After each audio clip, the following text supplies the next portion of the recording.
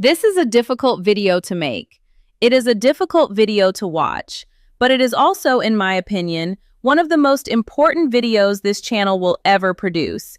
Because tonight on LPBW Update, we are talking about Jacob Roloff, and we are talking about the courageous disclosure he made on December 15th, 2020, that has reshaped the way we should all think about reality television, child safety, and the importance of believing survivors.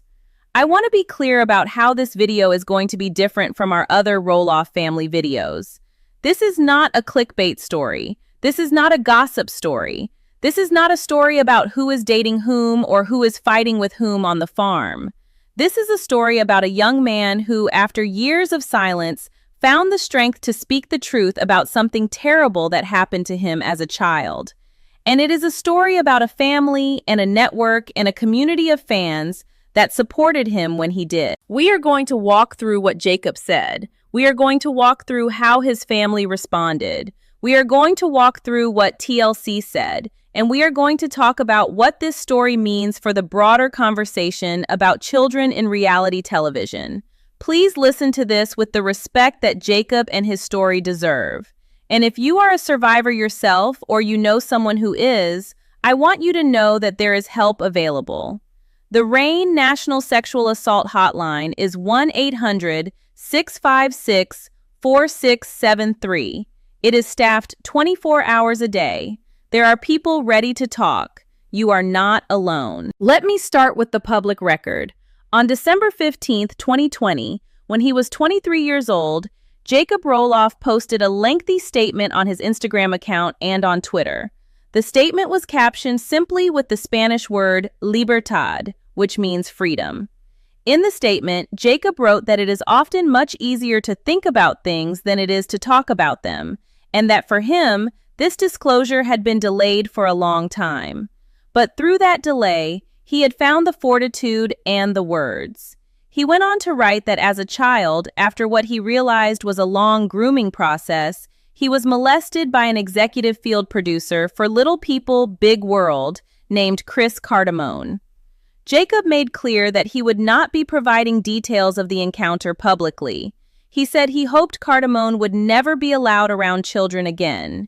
He explained that he had first considered coming forward in 2015, after Cardamone had texted him years after the original incident. He said he had needed silence and time to process what had happened. He chose to disclose it in 2020 because, in his words, it remained a traumatic memory that needed to be exorcised of any further power over his development.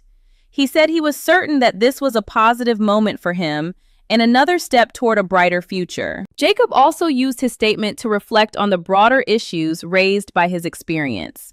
He wrote about what he called the voyeurism involved in the entire enterprise of reality television.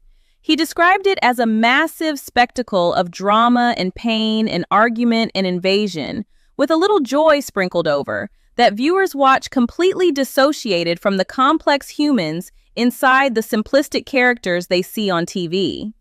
He made clear that he was not blaming reality television itself for what happened to him. He wrote that there was no inherent causal connection between reality television production and childhood trauma, but he urged the industry to ask harder questions about how it protects the children who appear in its productions.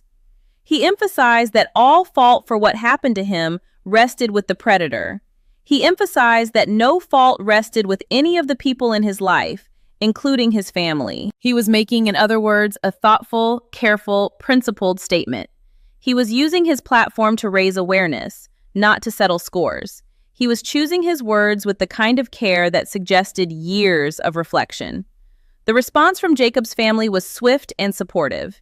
Amy Roloff, his mother, commented on his post, "I love you forever and always, Jacob. I am proud of you." Other members of the family expressed similar support, both publicly and privately.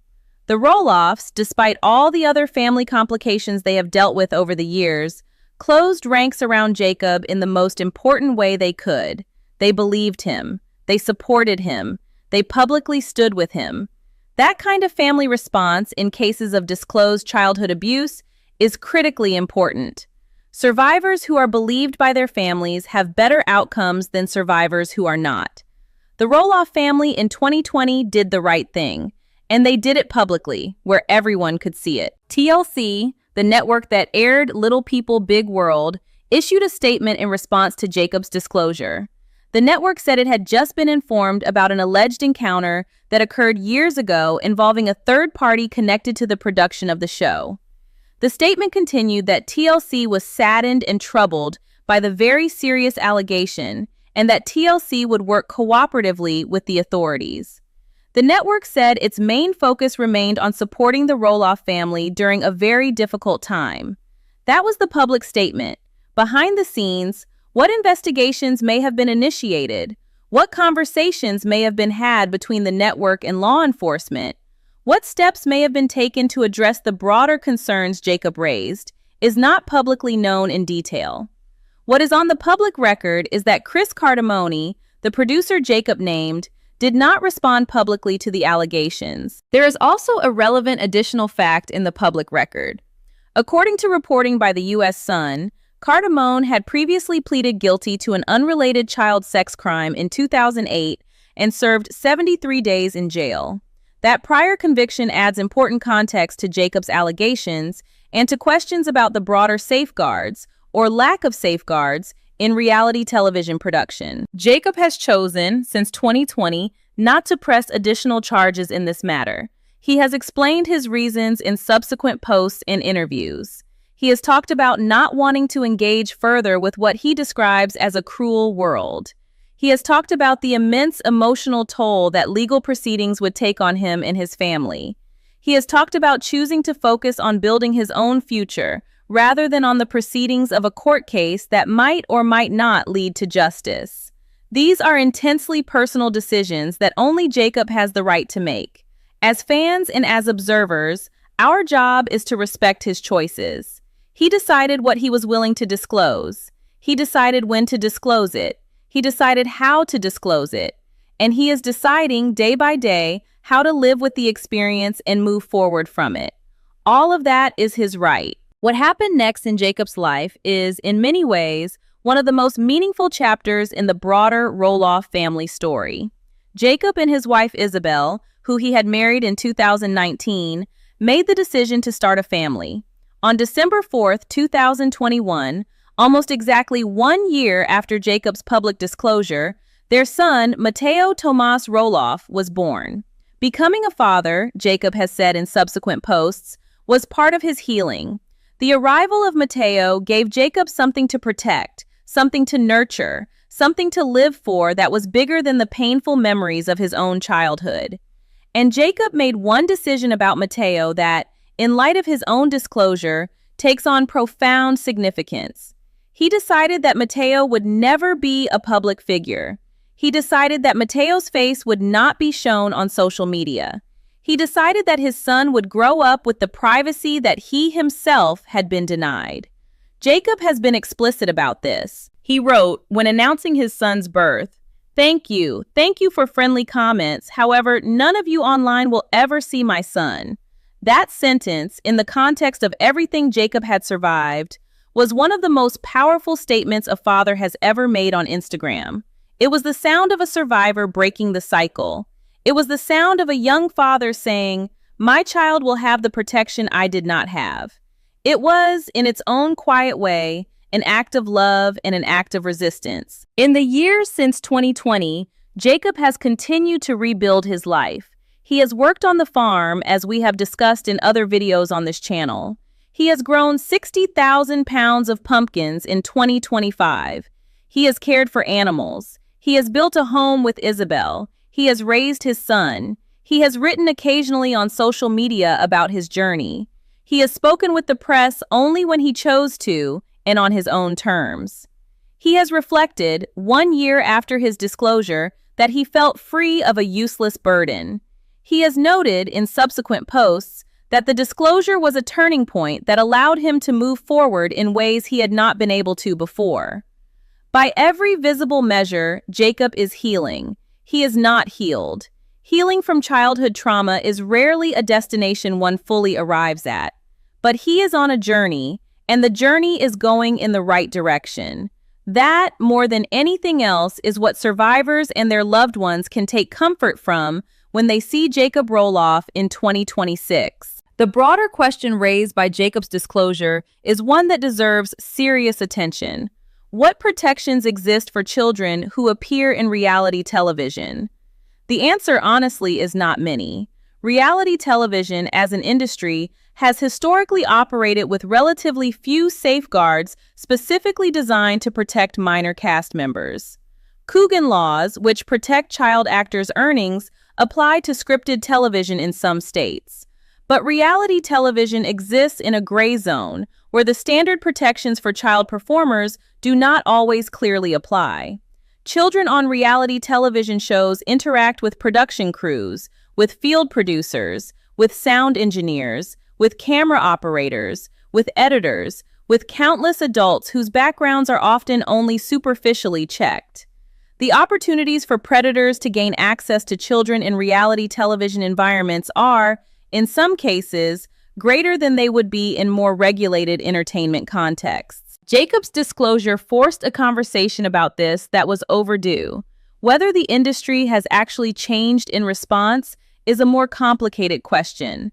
There have been some reforms. There have been more conversations about background checks for production personnel who work with minor cast members. There have been improved policies at some networks. But the broader structural issue, that children are being filmed for years of their lives by adults whose primary professional accountability is to producers and ratings, rather than to the children's well-being, has not been fully addressed. What can fans of reality television, what can viewers, what can the broader public do with this knowledge? A few things. We can be more thoughtful about the content we consume. We can pay attention to the ages of cast members and the kinds of situations they are filmed in. We can support advocacy efforts that push for better protections for children on reality television. We can believe survivors when they come forward. We can teach children, our own children and the children in our lives, that their bodies belong to them and that they can tell trusted adults if anyone makes them uncomfortable. We can refuse to engage with sensationalized clickbait coverage of survivors' disclosures, because that kind of coverage often re-traumatizes survivors and discourages others from coming forward. And we can, as I am trying to do in this video, treat these stories with the dignity they deserve. Jacob Roloff has, by his own description, found a measure of peace in the years since his disclosure.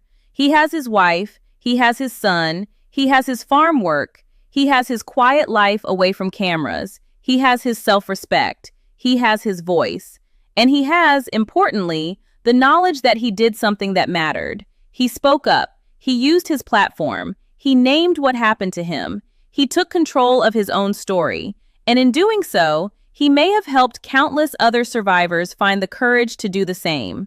That is a legacy that no farm, no show, no engagement, no business deal could ever match.